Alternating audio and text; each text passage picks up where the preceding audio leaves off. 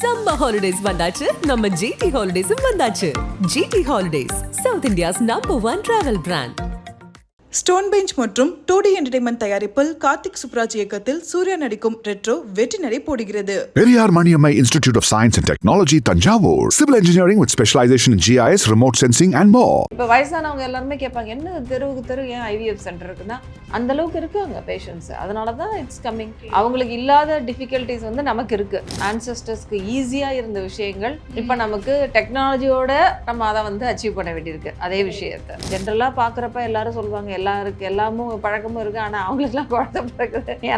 நான் வந்து எனக்கு எந்த கெட்ட பழக்கமும் இல்லை, பட் ஏன் எனக்கு நடக்க மாட்டேதுன்றதும் நிறைய பேர் வந்து இப்போ தான் செய்கிறாங்க. லேடிஸ்க்கு தான் ஏஜ் வந்து டைரக்ட்லி ரிலேட்டட் டு ஃபெர்டிலிட்டி. ப்ரெக்னென்சியே ஃபார்ம் ஆகாது. அதனால தான் ஏஜ் ஆகும்போது நமக்கு ப்ரெக்னென்சிக்கான சான்ஸ் கம்மியாயிடுதுல்ல. ஒரு ஓவிலேஷன் ஆனால் தான் பீரியட்ஸ் ஆகும். அப்போ எனக்கு ஒன்ஸ் இன் 6 months தான் வந்து ஓவிலேஷன் ஆகுது, பீரியட்ஸ் ஆகுதுன்னா அப்போ என்னோட சான்ஸு 2 times தான் அந்த இயர்லேயே. பீரியட்ஸ் ரெகுலராக வரலன்னா ஆட்டோமேட்டிக்காக வெயிட் போடுவாங்க, ஹார்மோன் இம்பேலன்ஸ். ஸோ அப்போ அந்த எக்கு வந்து எய்தர் அது கன்சீவ் ஆகிறதுக்கான குவாலிட்டியே இருக்காது, இல்லை அப்படின்னா கன்சீவ் ஆனாலும் மிஸ்கேரி ஆகிடும். ரொம்ப ஹை ஒர்க் அவுட் அது மாதிரி பண்ணுறவங்களுக்கு கூட சம்டைம்ஸ் பீரியட்ஸ் வந்து ஸ்கிப் ஆகும். அவங்களுக்கு பீரியட்ஸே ஆகாது. அப்படியே அவங்களுக்கு ப்ரெக்னென்ட் ஆனாலும் தெரியவே தெரியாது அவங்களுக்கு. நம்ம இந்தியன் சொசைட்டியை பொறுத்தவரை ஒரு மேரேஜ் ஆச்சுன்னா ஒரு கப்பலுக்கு ஒரு குழந்தைன்றது அடுத்த ஒரு ப்ரமோஷன் மாதிரி ஆயிடுது, அச்சீவ்மெண்ட் மாதிரி ஆயிடுது. ஸோ அதனால தான் வந்து இன்னைக்கு நம்ம ஒரு 45-50 ஆனால் கூட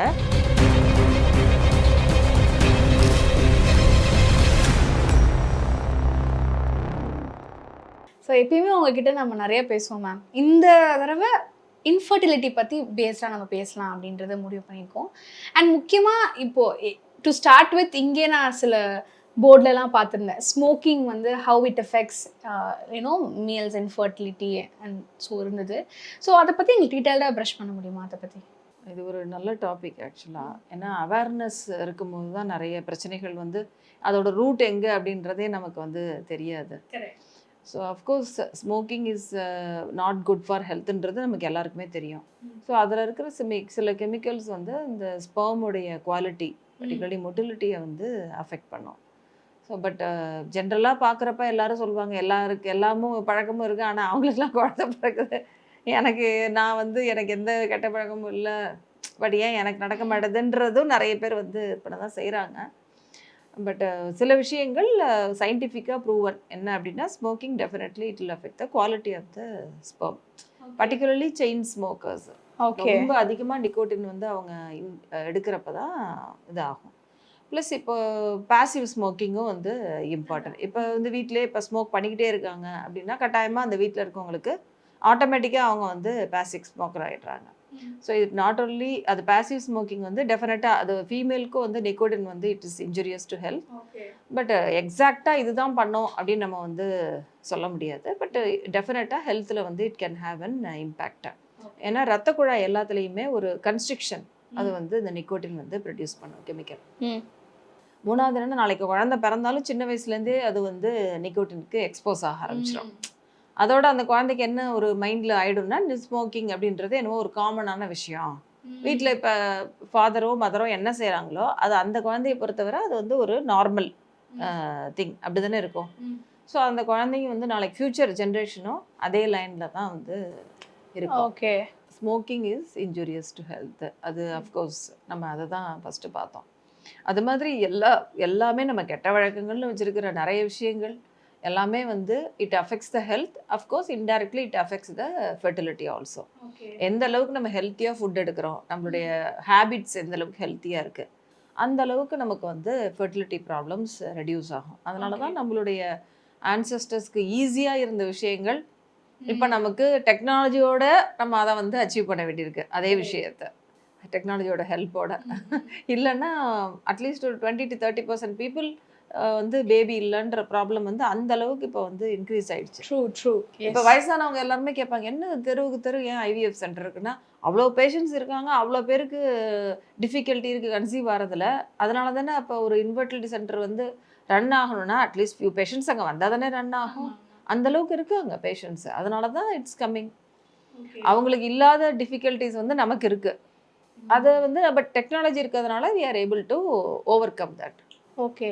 அண்ட் இன்னொன்று சொல்கிறாங்களா மேம், வீக் பேபிஸ் இருக்காங்க, அதாவது அபார்ட் ஆகிற பேபிஸ்லாம் வந்து அதுவுமே வந்து இட்ஸ் பிகாஸ் ஆஃப் த அந்த ஸ்பெர்மோட லேக் ஆஃப் ஸ்ட்ரென்த் அந்த மாதிரி சொல்கிறாங்க இல்லையா, அது எதனால அப்படி ஆகுது? சரி, நார்மலாக வந்து ஸ்ட்ரென்த் அது ovum and egg, ovum and sperm ரெண்டுமே ஹெல்த்தியாக இருந்தால் தான் ப்ரெக்னென்சியே ஃபார்ம் ஆகும். பட் ப்ரெக்னென்சி ஃபார்ம் ஆன பிறகு அது வந்து ஒரு ப்ராபபிலிட்டி தான். அது எப்படி அதை ஷஃபிள் ஆகிற மாதிரி, இப்போ நான் கார்ட்ஸ் ஷஃபிள் பண்ணுற மாதிரி தான் அந்த குரோமோசோம்ஸ் எல்லாம் ஷஃபிள் ஆகும். ஷஃபிள் ஆகிறப்ப ஒரு பண்டில் ஆஃப் குரோமோசோம்ஸ் பேபிக்கு போகும், எக்ஸ்ட்ராவாக இருக்கிறதெல்லாம் அப்படி டெலிட் ஆயிரும். ஸோ அப்போ அந்த ஷஃபிள் ஆகி வரக்கூடிய அந்த பண்டில் ஆஃப் குரோமோசோம்ஸ் எந்த மாதிரி இருக்குது, கரெக்டாக இருக்கா நம்பர்ஸ் ஃபஸ்ட்டு, ரெண்டாவது அதுக்கு அந்த குவாலிட்டி ஆஃப் அந்த அது நம்பர்ஸ், இதை பொறுத்து தான் அந்த பேபி வந்து அது அந்த கரு வந்து வளருமா வளராதா. இது வந்து இயற்கையாக நமக்கு வச்சிருக்கிற மனித இனத்துக்கு வச்சிருக்கிற ஒரு நல்ல விஷயம்னு தான் நம்ம சொல்லணும். ஏன்னா இப்போ அனிமல்ஸ்க்கு எப்படி இருக்குது, இப்போ பார்த்தீங்கன்னா ஒரு அப்நார்மல் ஒரு அனிமலை நம்ம பார்க்குறது ரொம்ப ரேராக இருக்கும். அதே தான் ஹியூமன் பீயிங்ஸ்லேயும் நம்ம ரோட்டில் போய் பார்த்தோம்னா கூட எவ்வளோ பேரை நம்ம அப்நார்மலாக பார்க்குறோம் சொல்லுங்கள்? ஒருத்தர் கூட பார்க்க மாட்டோம். கண்ணு மூக்கு காது எல்லாம் குட்டையாக இருப்பாங்க, நெட்டையாக இருப்பாங்க, குண்டாக இருப்பாங்க, அப்படி வேணால் பார்ப்போம். முடி ஒருத்தருக்கு செம்பட்டையாக இருக்கும், அப்படி செம்பட்டையாக இருந்தால் கூட இன்னும் எல்லாரும் பார்ப்பாங்க, அவங்க முடி எப்படி செம்பட்டையாக இருக்கு பாரு. ஸோ அந்த அப்நார்மாலிட்டி அப்படின்றது ஹியூமன் ரேஸில் ரொம்ப ரேர். அதுக்கு காரணமே என்னென்னா அந்த இயற்கையை வச்சிருக்கக்கூடிய ஒரு தடுப்பு தான். அப்நார்மலாக ஃபார்ம் ஆகக்கூடிய கருவெல்லாம் அப்படியே மிஸ்கேரேஜ் ஆகிடும். சம்டைம்ஸ் ஒரு 2-3 days தான் போஸ்ட்போன் ஆகும், அப்படியே பீரியட்ஸ் ஆயிரும். அது அவங்களுக்கு தெரிய கூட தெரியாது, மிஸ்கேரேஜ் ஆனதுன்னு கூட தெரியாது. ஓ ஓகே. அட்லீஸ்ட் ஒரு 1 week போஸ்ட்போன் ஆகிறப்ப தான் யூரின் டெஸ்ட் பார்த்துட்டு ப்ரெக்னென்சி இருக்குது, அப்புறம் ப்ளீடிங் ஆகிறப்ப தெரியும் ப்ரெக்னென்சின்னு ஃபார்ம் ஆகி அதுக்கப்புறம் மிஸ்கேரேஜ் ஆகிருக்குன்றது. ஸோ ரியலாக மிஸ்கேரேஜுக்கான ரீசன் கேட்டிங்கன்னா அப்நார்மல் ஃபார்மேஷன் ஆஃப் பேபி தான். பட் அந்த அப்நார்மல் ஃபார்மேஷனுக்கு ரீசன்ஸ் நிறையா இருக்கலாம். அது பேரண்ட்ஸ் கிட்ட அந்த காரணம் ஏதாவது இருக்கலாம், வீக்னஸ் இருக்கலாம், எக்கோட குவாலிட்டி இல்லை ஸ்பெர்ம் நல்லா இல்லாமல் இருக்கலாம். பட் ஒரு பேசிக் ஒரு குவாலிட்டியை தாண்டினா தான் ப்ரெக்னென்சியே ஃபார்ம் ஆகும். ஒரு 50% நல்ல குவாலிட்டி இருந்தால் தான் பேபின்றது ஃபார்ம் ஆகும். அதுக்கு கீழே இருக்கும்போது ப்ரெக்னென்சியே ஃபார்ம் ஆகாது. அதனால தான் ஏஜ் ஆகும்போது நமக்கு ப்ரெக்னென்சிக்கான சான்ஸ் கம்மியாயிடுதுல்ல. அதுக்கு ரீசன் வந்து எக்கோட குவாலிட்டி. மெயினாக லேடிஸ்க்கு தான் ஏஜ் வந்து directly related to fertility.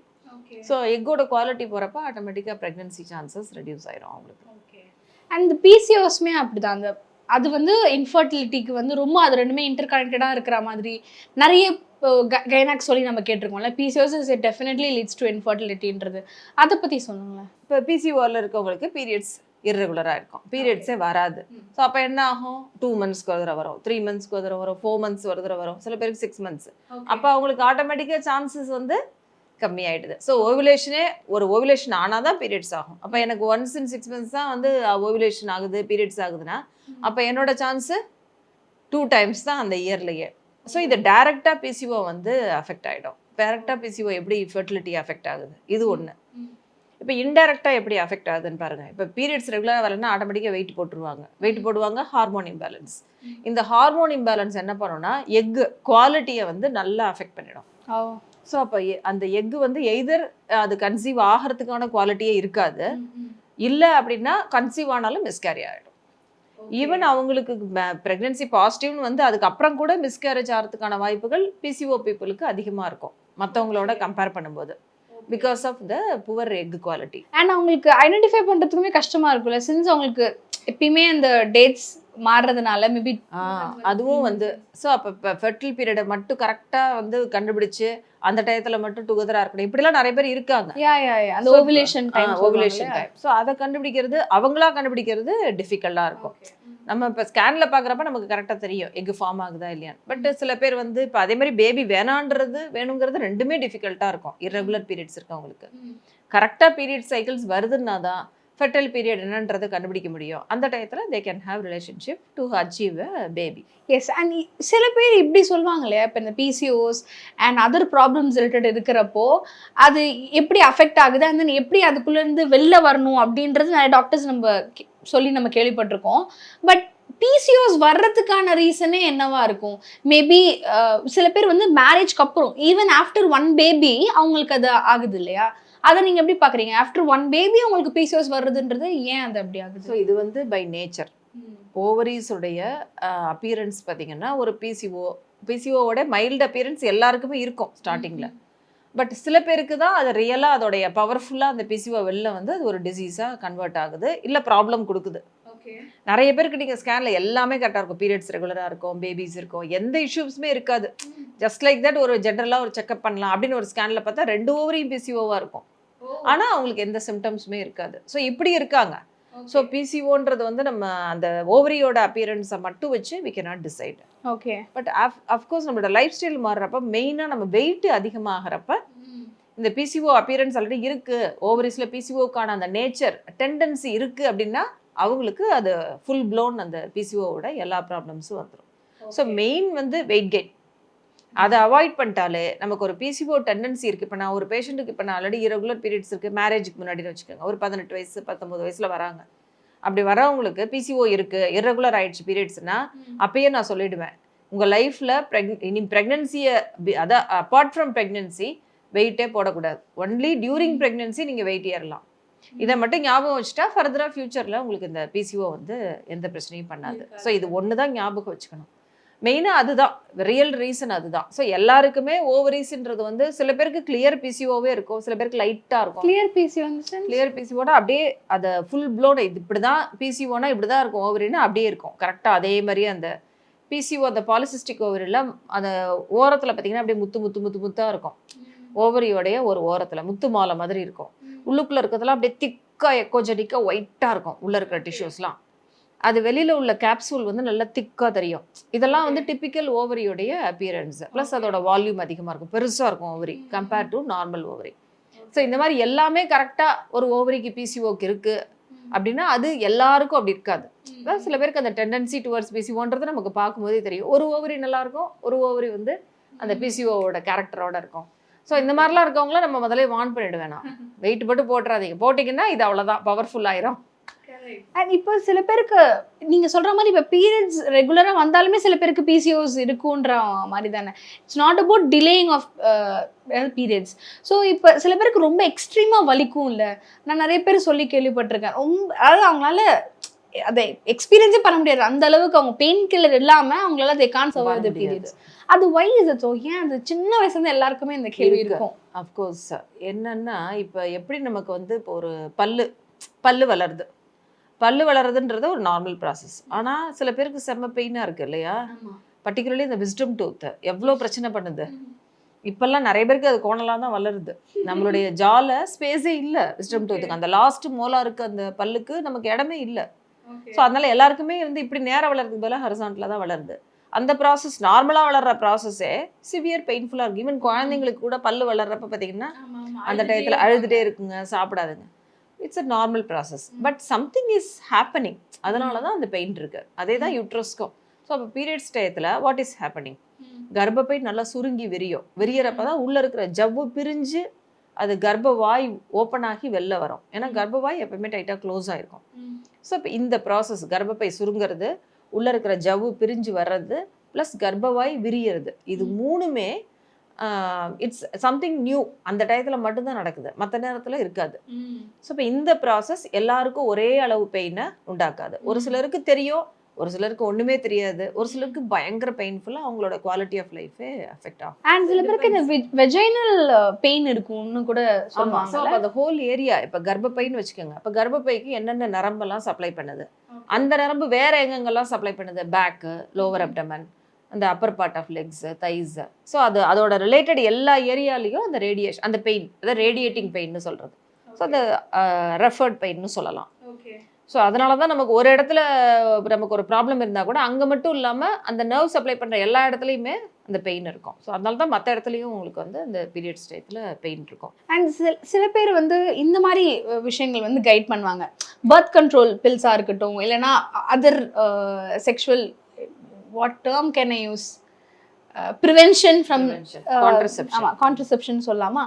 So இந்த கான்ட்ரசெப்ஷன் பில்ஸ் யூஸ் பண்ணுறதோ அது எந்த அளவுக்கு ஃப்ரீக்வெண்ட்டாக யூஸ் பண்ணுவாங்க, and why is it affecting like being ப்ரெக்னென்ட்னு நினைக்கிறீங்க? கான்ட்ரசெப்டிவ் பில்ஸ் வந்து ஹார்மோன்ஸ். மெயினாக வந்து it will stop ovulation, egg form ஆகிறத தடுத்துரும் contraceptive pills. So that is the main way of action. அந்த கான்ட்ரசெப்ஷன் எப்படி பேபி ஃபார்ம் ஆகாமல் தடுக்குது. இப்போ நிறைய கான்ட்ரசெப்டிவ் மெத்தட்ஸ் இருக்குது. அதில் பில்ஸ் தான் இருக்குதுலே ஹையஸ்ட் சக்ஸஸ் ரேட் வந்து பில்ஸ் தான். ஓகே. ஏன்னா அது எக் ஃபார்ம் ஆகிறதே தடுத்துரும். ஸோ ஒரு ஆர்டிஃபிஷியலாக ஒரு சைக்கிள் மாதிரியான ஒரு அப்பியரன்ஸ் தான் அந்த மந்தில் இருக்கும். கரெக்டாக நம்ம ஹார்மோன் பில் கொடுக்கறதுனால நம்ம பாடியில் நேச்சுரலாக சுரக்கிற ஹார்மோனோட இது வந்து ஆல்மோஸ்ட் சிமிலராக இருக்கிறதுனால அப்படியே போயிட்டே இருக்கும். கரெக்டாக அந்த ஹார்மோன் முடியும் போது சைக்கிள்ஸ் பீரியட்ஸ் வந்துடும். ஸோ இந்த இதை simulating our body natural cycle without ovulation, egg form ஆகாமல் கருமுட்டை ஃபார்ம் ஆகாமல் நம்ம தடுக்கிறது தான் மெயின். ஓகே. இப்போ இந்த பிரைமரி இதையே ஸ்டாப் பண்ணுறோம். ஆமாம், அதனால தான் இதோட சக்ஸஸ் ரேட் பார்த்தீங்கன்னா ஆல்மோஸ்ட் 99.9% சொல்லலாம். கருமுட்டை இந்த பில்ஸ் கரெக்டாக எடுக்கிறாங்க, எவ்ரிடே கரெக்டாக எடுக்கிறாங்க, சேம் டைம் எடுக்கிறாங்க, வித்தவுட் ஃபர்கெட்டிங், ப்ளஸ் வெயிட் கரெக்டான வெயிட். யூஸ்வலாக எல்லா மெடிசன்ஸுமே பார்த்தீங்கன்னா ஜென்ரலாகவே 60 to 70 kg. அதுதான் அந்த மெடிசனுடைய அந்த 70க்குள்ளே இருக்கிறவங்களுக்கு பெர்ஃபெக்டாக இருக்கும் அதோட ஆக்ஷன் இல்லை சைட் எஃபெக்ட். அதை தாண்டி போகிறப்ப எந்த மெடிசன்னாலுமே அதோட எஃபெக்ட் வந்து காம்ப்ரமைஸ் தான் ஆகும். ஓகே. ஸோ அதனால தான் நம்ம நார்மலாகவே வெயிட் இப்போ 80 தாண்டி போகிறாங்கனால ஈவன் நம்ம ஃபர்டிலிட்டிக்காக கொடுக்குற மெடிசன் கூட மற்றவங்களுக்கு 100% அதோட எஃபெக்ட் இருக்குன்னா இவங்களுக்கு ஒரு 70-80% தான் இருக்கும். ஏன்னா அந்த 20% வெயிட்ல வந்து அப்படியே டைலூட் ஆயிரும். கரெக்ட். நீங்க சொன்னீங்கன்னு நினைக்கிறேன். இப்போ இந்த ப்ராசஸ் ஸ்டார்ட் பண்ணனாலே வந்து அவங்க வெயிட் வந்து கொஞ்சம் குறைச்சிட்டு தான் வரணும் அப்படின்னு சொல்லி நிறைய பேர் வந்து வெயிட் குறைங்கன்னு டாக்டர் சொல்லிட்டாங்க அப்படின்னாலே அடுத்த டாக்டர் போயிடுவாங்க. அதுதான் பிரைமரி ரீசன். உங்களுக்கு புரியாம மெடிசன் எடுத்தேன், நான் 2 மாசம் ட்ரீட்மெண்ட் எடுத்தேன், ஸ்கேன் பண்ணேன், ஊசி போட்டேன், எல்லா டெஸ்ட்டும் எடுத்தேன், ஆனா எனக்கு செட் ஆகல, எனக்கு பாசிட்டிவ் வரலன்னுவாங்க. கண்ணுக்கு அதாவது இன்ஃபர்டிலிட்டின்னு போறப்ப கண்ணுக்கு முன்னாடி தெரியக்கூடிய பிரச்சனைகள், கண்ணுக்கு தெரியாத பிரச்சனைகள், சிலது கண்டுபிடிக்கக்கூடிய பிரச்சனைகள், சிலது கண்டுபிடிக்கவே முடியாத பிரச்சனைகள், இப்படி நிறைய வகைப்படுத்தலாம் இன்ஃபர்டிலிட்டியில. அதுல கண்ணுக்கு தெரியக்கூடிய பிரச்சனை வந்து இதுதான், வெயிட் தான் மெயின். ஓகே. அண்ட் சில பேர்லாம் இப்போ ப்ரெக்னெண்ட்டாக இருக்கிறப்போ அவங்களுக்கே தெரியாது அவங்க ப்ரெக்னெண்ட்டாக இருக்காங்கன்னு. பீட் ஒரு 6 months கூட தெரியாமலாம் சில பேர் இருக்காங்கல்ல, அது எப்படி மேம் அது நடக்குது? பிசிஓ இருக்கிறவங்க இப்படி அப்படி சொல்ல முடியாது. நிறைய ரீசன்ஸ் இருக்கும். சம்டைம்ஸ் பார்த்தீங்கன்னா ஃபர்ஸ்ட் ஒரு பேபிக்கு ஃபீட் பண்ணிட்டு இருப்பாங்க, அப்போ ப்ரெக்னென்ட் ஆனதே தெரியாம 9 months வரையும் தெரியாம இருக்கவங்கலாம் நான் பார்த்துருக்கேன். பேபிக்கு ஃபீட் பண்ணிட்டே இருப்பாங்க, ஃபர்ஸ்ட் பேபிக்கு அவ்வளோ ட்ரீட்மெண்ட் எடுத்து அவ்வளோ கஷ்டப்பட்டு அந்த பேபியவே கவனிச்சிட்டு இருப்பாங்க. திடீர்னு ஒரு 9th month ஒரு பெயின் இருக்கு, என்னடா வயிற்றுல இப்படி வலிக்குதுன்னு வந்து அது லேபர் பெயின். இதெல்லாம் நிஜமாவே நான் பார்த்துருக்கேன். ஆக்சுவலாக இங்கேயே கிளினிக்லேயே இப்போ ஒரு 2 yearsக்கு முன்னாடி அந்த அவங்க பாவம், ஆனால் ஷீஸ் 45 years. அவங்களோட 2 daughters-ம் அப்படியே 2 பக்கம் பிடிச்சி அவங்க அம்மாவை தூக்கிட்டு வந்தாங்க. அவ்வளோ பெயின் தாங்க முடியலன்ட்டு, வயிற்று வலிக்குது, ரொம்ப தாங்க முடியல வயிற்று வலி அம்மாவுக்கு அப்படின்னு. 2 பேருமே காலேஜில் படிக்கிறாங்க, 2 girls-ம். அப்படியே தூக்கிட்டு வந்தது. நானும் அதுக்குள்ளே சரி சிடி ஸ்கேன் எடுக்கணும், இவங்களுக்கு எப்படியாவது சரி பண்ணணும், என்னன்னு தெரியல, இவ்வளோ பெயின் இருக்கு, மேபி ஏதாவது இன்டெஸ்டைன் ஏதாவது அப்ஸ்ட்ரக்ஷனாக இருக்கலாம், என்னென்னவோ யோசிக்கிறீங்க. அப்பெண்டிக்ஸாக இருக்கலாம், கால் பிளாடராக இருக்கலாம், ஃபுல்லாக வாமிட் பண்ணிகிட்டே இருக்காங்க, ஒன்றுமே சாப்பிடலை, சிவியர் பெயின் இருக்குது அப்படின்ட்டு. அப்புறம் சரி எது கூட ஒரு எக்ஸாமினேஷன் பண்ணிவிட்டு அப்புறமா சிடிக்கு அனுப்பலாம், அதுக்குள்ளே கால் பண்ணி புக் பண்ணிட்டேன் சிடிக்கு. ஏன்னா 9 o'clock ஆயிடுச்சு, நைட்டு க்ளோஸ் பண்ணிடுவாங்க லேபெல்லாம், ஸ்கேன் சென்டர்னு சொல்லிட்டு அவங்களை கால் பண்ணி நீங்கள் க்ளோஸ் பண்ணாதீங்க, என்னோட பேஷண்ட் ரொம்ப சிவியர் பெயின் இருக்குது, மேபி எமர்ஜென்சியாக இருக்கலாம், ஜஸ்ட் கொஞ்சம் வெயிட் பண்ணுங்கள். சரி எதுக்கு ஒரு தடவை நம்ம செக் பண்ணிவிடுவோம் அப்படின்னு சொல்லிட்டு வயிற்று தொட்டு பார்த்ததுமே எனக்கு டவுட் ஆகிடுச்சு. இவ்வளோ வருஷமாக பார்க்குறோம் இல்லையா, யூட்ரஸோடது தொட்டு பார்த்தாலே தெரியும்ல, ஏன்னா அது யூட்ரஸ் மாதிரி இருக்கே அப்படின்னு சொல்லிட்டு அப்புறம் உடனே ஸ்கேன் பண்ணி பார்த்தா full term baby. Oh oh my God, surprise. So இதெல்லாமும் இப்போ லாஸ்ட் 2 yearsக்கு முன்னாடி அந்த பேபியை நாங்கள் மிராக்கிள் பேபின்னு தான் சொல்லிட்டு அவங்களுக்கு எப்படி இருந்திருக்கும், ரொம்ப ஷாக்கிங்காக இருந்திருக்கும். அப்போ அந்த அம்மா கிட்ட கேட்டால் ரியலி அவங்க அழவே ஆரம்பிச்சிட்டாங்க. ஏன்னா லாஸ்ட் 2 years-ஆ ஃபர்ஸ்ட் இயர் அவங்க மதர்ல தவறிட்டாங்க. ஸோ அதில் ஃபுல்லாக அந்த இயர் ஃபுல்லாக அந்த சாங்கியம்லாம் இருக்கும் இல்லையா, அது செஞ்சுட்டே இருந்திருக்காங்க. அதை முடியறதுக்குள்ளே அடுத்த ஃபாதர்ல தவிர அடுத்த வருஷமும் இந்த 2 years-ல அவங்களுக்கு எதுவுமே தெரில பாவம். அந்த மாதிரி she was very much Innocent. Plus அவங்களுக்கு அந்த வீட்டு வேலைகளில் டோட்டலி அவங்களுக்கு அப்போ அவங்கள நம்ம என்னன்னு சொல்கிறது. So it's only the diversion of mind. டோட்டலாக அவங்க மைண்டு வேறு விஷயத்தில் ஆக்குப்பை ஆகிறப்ப sometimes people may not realise. Even நல்ல ஹை போஸ்ட்டில் ஒர்க் பண்ணுறவங்கலாம் 4th month ப்ரெக்னென்சியாக இருக்கும்போது டவுட்டாக இருக்குன்னு வந்தவங்கலாம் இருக்காங்க. மேபி இப்போ இந்த பிசிஓஸ்ன்றது நார்மல் ஆகிட்டதுனால பீரியட்ஸ் டிலே ஆகிறது ரொம்ப காமனாக எடுத்துக்கப்படுதுன்னு தோணுது இல்லை? இருக்கலாம், பிசிஓ மட்டும் இல்லை, வேறு சில பேருக்கு இப்போ 2 months once தான் பீரியட்ஸ் வரும் சில பேருக்கு. டைப்பே அப்படிதான், அப்படி இருக்கலாம் ஒரு சிலருக்கு. இல்லை ஒரு சிலருக்கு பார்த்தீங்கன்னா ஒரு இயர்லி ஒன்ஸ் ஒரு பீரியட் மட்டும் தள்ளி போகும். அந்த மாதிரி ஓகே, அது மாதிரி வந்துச்சு நான் நினச்சிட்டு இருந்தேன், மற்ற எப்போவுமே கரெக்டாக வந்துடும், பட் ஒரு சில சமயம் எனக்கு 1 or 2 months தள்ளி போகும் அப்படின்னு சொல்லுவாங்க. ஸோ அந்த மாதிரிலாம் நினச்சிட்டு இருப்பாங்க சில பேர். சில பேருக்கு நிஜமாவே ஞாபகமே இருக்காது வந்துச்சா பீரியட்ஸ்னு. இதெல்லாம நாங்கள் பார்த்துருக்கோம். எல்லாரும் இங்கே வந்து உட்கார்ந்த பிறகு மொபைலை தேடுவாங்க, அங்கே தேடுவாங்க, இங்கே தேடுவாங்க. எப்போமா லாஸ்ட் பீரியட்ஸ் வந்துச்சுன்னா ஆமா ஞாபகம் இருக்காது. ட்ரூ. ஸோ ஃபோன் பண்ணியெல்லாம் கேட்பாங்க, எப்போ பீரியட்ஸ் வந்துச்சு, எப்போ பீரியட்ஸ் கேலண்டரில் ஏதாவது குறிச்சு வச்சிருக்கேன் நான் பார்த்து சொல்ல. அதனால இப்போ நீங்கள் முதல்ல ஓபியில் பிபி எல்லாம் எழுதும் போதே பீரியட்ஸ் எப்போ வந்துச்சு இப்பயே யோசிச்சு வைங்க. போனது மேடம் அதை தான் ஃபர்ஸ்ட் கொஸ்டின் கேட்பாங்க அப்படின்னு. அந்த அளவுக்கு see when you are occupied too much preoccupied ஷியராக நிறைய விஷயங்கள் வந்து எப்போ பீரியட்ஸ் வந்ததுன்னே தெரியாமல் இருக்கிறது கூட இட்ஸ் ஹேப்பனிங். அதை ஒன்றும் தப்பு இல்லை, அவங்களுக்கு அவங்க வந்து ரொம்ப கேர்லெஸ்ஸாக இருக்காங்க அப்படிலாம் சொல்ல முடியாது. ஏதோ காட் அப் இந்த ஒர்க்ன்ற மாதிரி தான். ஷியராக ஒர்க்கில் ரொம்ப இன்வால்வ்டாக இருக்கவங்க அவங்களுக்கு அந்த மாதிரி we have seen. Even sports people கூட ரொம்ப ஹை ஒர்க் அவுட் அது மாதிரி பண்ணுறவங்களுக்கு கூட சம்டைம்ஸ் பீரியட்ஸ் வந்து ஸ்கிப் ஆகும். அவங்களுக்கு பீரியட்ஸே ஆகாது. அப்படியே அவங்களுக்கு ப்ரெக்னென்ட் ஆனாலும் தெரியவே தெரியாது அவங்களுக்கு. அப்படிலாம் இருக்காங்க. இன்னும் சில பேர்லாம் பார்த்தீங்கன்னா இந்த ட்ரெக்கிங் போவாங்க. அதுக்கப்புறம் இந்த WHO-உடைய அந்த குரூப்பில் ஹெல்பிங் குரூப்லலாம் இருப்பாங்க. அவங்கெல்லாம் பார்த்தீங்கன்னா அந்த ஒரு இடத்துல பூகம்பம் இருக்குது அது மாதிரி ஏதாவது ஹெல்ப் பண்ணுறதுக்கு அது மாதிரி they will go to different countries. அப்படி போயிட்டு ஒருத்தவங்க வந்து 3-4 months அங்கே போய் ஹெல்ப் பண்ணுறது எல்லாம் பண்ணிட்டு திரும்பி வரும்போது பார்த்தா ஆல்ரெடி ஷி வாஸ் 7 months. அவங்களுக்கே தெரில, ப்ரெக்னெண்ட்டாக இருக்கிறதே தெரில அவங்களுக்கு. எப்படி இந்த சிம்டம்ஸ் வந்து வாமிட்டிங் இருக்கும், டிசீனஸ் இருக்கும் அதெல்லாம் சொல்லுவாங்கல்ல, அதெல்லாம் தாண்டி தான் சரி ஒரு ஸ்லைட் ஒரு வீக்னஸ் டயர்ட்னஸ் இருக்கும்போது சரி ஓவரா ஒர்க் பண்ற போல இருக்கு, நீ நம்ம தான் கண்டுபிடிச்சிருவோம் எல்லாத்துக்கும். ஒருவேளை வெயிலா ரொம்ப இருக்கு போல அப்படின்னு நம்ம பீப்புளுக்கு அது ரொம்ப ஈஸியா வரும். இது கேன்சர் இருந்தா கூட இல்ல நான் இடிச்சுக்கிட்டேன், நான் வந்து இது சாப்பிட்டுட்டேன் எனக்கு ஒத்துக்காத அதனாலதான் எனக்கு நெஞ்சு வலிக்குதுன்னு ரொம்ப ஸ்ட்ராங்கா சொல்றவங்கலாம் இருக்காங்க.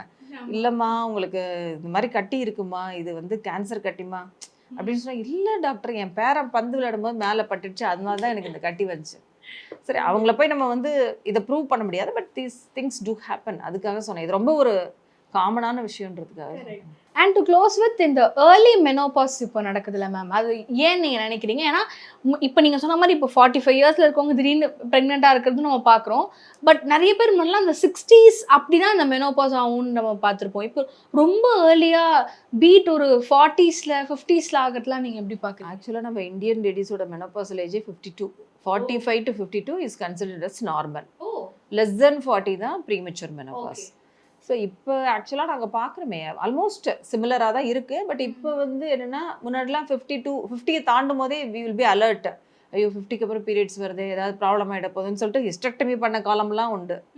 பட் இப்போ வந்து வி வில் அப்சர்வ் ரெகுலராக பீரியட்ஸ் வருது, பயாப்சி எடுத்து பார்த்துட்டு எதுவும் ப்ராப்ளம் இல்லை, இப்போ அவங்களுடைய கர்ப்பவாய் டெஸ்ட்டு பேப்ஸ்மியர்லாம் நார்மலாக இருக்குன்னா வி வில் ஜஸ்ட் அப்சர்வ். வர வரைக்கும் பீரியட்ஸ் வரட்டும், நம்ம போய் அதை வந்து இது பண்ண வேண்டாம் அப்படின்னு சொல்லிட்டு வி ஆர் லீவிங் தட். அப்படியே இந்த எண்டும் இருக்குது.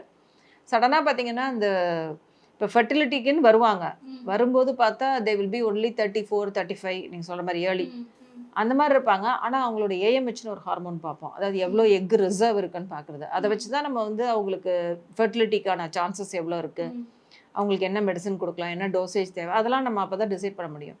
அதில் பார்த்தா ஏஎம்ஹெச் வந்து ஆல்மோஸ்ட் 0.1, 0.2லாம் வரும். அட்லீஸ்ட் ஒரு 1+ ஆகுது இருக்கணும். 1 to 2 இருந்தால் தான் கொஞ்சம் எக் ரிசர்வ் இருக்குன்னு அர்த்தம். ஸோ அவ்வளோ கம்மியாக இருக்கும். அந்த அளவுக்கு ஆல்மோஸ்ட் ப்ரீமெச்சூர் மெனோபாஸ் ரேஞ்சில் இருக்கும் அவங்களுடைய ஏஎம்ஹெச் லெவல்ஸ்லாம். ஸோ இந்த 2 எண்டையுமே நாங்கள் வந்து இப்போ பார்க்குறோம். நாங்கள் இப்போ நம்ம மூவிஸ்லலாம் கூட இதை பார்த்தோம். ரீசெண்டாக காதலிக்க நேர்மலை படத்தில் கூட வந்து ஸ்பெர்ம் டோனர் அப்படின்ற ஒரு கான்செப்ட் நிறைய இதை நம்ம பார்த்துருக்கோம். பட் அதை தேடி வராங்கல்ல இப்போ ஐவிஎஃப் வர்றப்போ இதை நீங்கள் சஜஸ்ட் பண்ணுறது உண்டு இல்லை, அந்த ப்ராசஸ் எப்படி ஒர்க் ஆகும்? ஸோ இது வந்து ஒரு நல்ல விஷயம். இப்போ வந்து நம்மளுடைய சொசைட்டியோட அக்செப்டபிலிட்டி வந்து பெட்டராக இருக்குன்னு தான் சொல்லணும். ஏன்னா சில சமயங்களில் ஹஸ்பண்ட் ஏசு ஸ்பெர்மியான்னு சொல்லுவோம், ஒரு ஸ்பெர்ம் கூட இல்லை அப்படின்னா ஷியராக ப்ரெக்னென்சிக்கான வாய்ப்பே கிடையாது அந்த லேடிக்கு. Even though she may be normal, அந்த அம்மாவுக்கு எந்த பிரச்சனையுமே இல்லாமல் இருக்கலாம். ஸோ அப்போ அடுத்து அவங்களுக்கு என்ன சாய்ஸ்?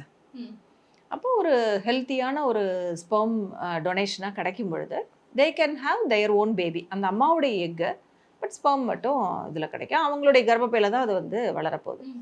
ஸோ இது வந்து ஒரு நல்ல ஒரு ஆப்ஷன். இப்போ வந்து உங்களுக்கு எப்படின்னா இப்போ ஸ்பெர்ம் பேங்க்ஸ் இருக்குது.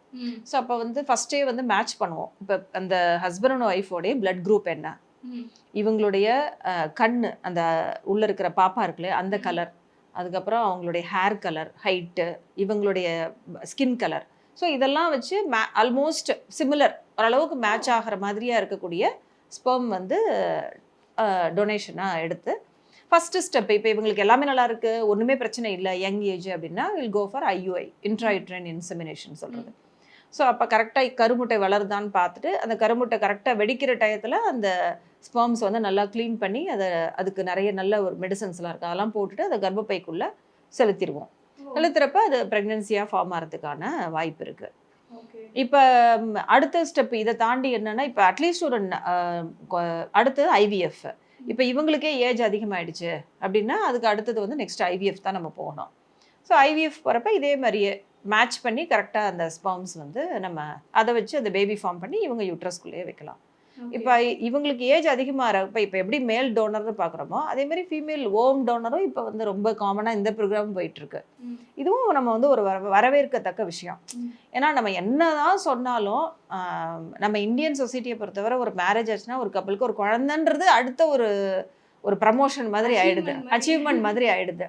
ஸோ அப்போ எங்கே போனாலுமே நமக்குன்னு ஒரு குழந்தையோட போகணுன்றது அது என்ன இது பண்ணாலும் அது ஒரு ஃபீல் வந்து எல்லாருக்கும் இருக்குது. ஸோ அதனால தான் வந்து இன்றைக்கி நம்ம ஒரு 45-50 ஆனால் கூட ஒரு குழந்தை வந்து எப்படியாவது நமக்கு வேணும் அப்படின்னு எல்லாருமே நினைக்கிறாங்க. அதனால இப்போ சரகசிலேருந்து எல்லாமே இப்போ லீகலாகவே அப்ரூவ்டு இல்லையா.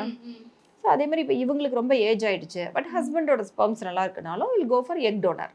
அதே மாதிரி சூட்டபிள் அந்த எக்கு வந்து கரெக்டாக இவங்களுக்கு மேட்ச் ஆகிற மாதிரி எக்கு இது பண்ணி பேபி ஃபார்ம் பண்ணி இவங்களுடைய கர்ப்பப்பைக்குள்ளேயே வைக்கிறது. சரி, இப்போ இவங்களுக்கு கர்ப்பப்பையும் வந்து சரியில்லை அப்படின்றப்ப அட்லீஸ்ட் ஒன்று எக்கு இல்லைன்னா ஸ்பெர்ம் ஏதாவது ஒன்று டொனேஷனில் கிடைக்கிறப்ப சரகேட் மதர், அதாவது வாடகை தாய். ஸோ ஏதோ ஒரு விதத்தில் அவங்களுக்குன்னு அவங்களுடைய பேபி கிடைக்கும்.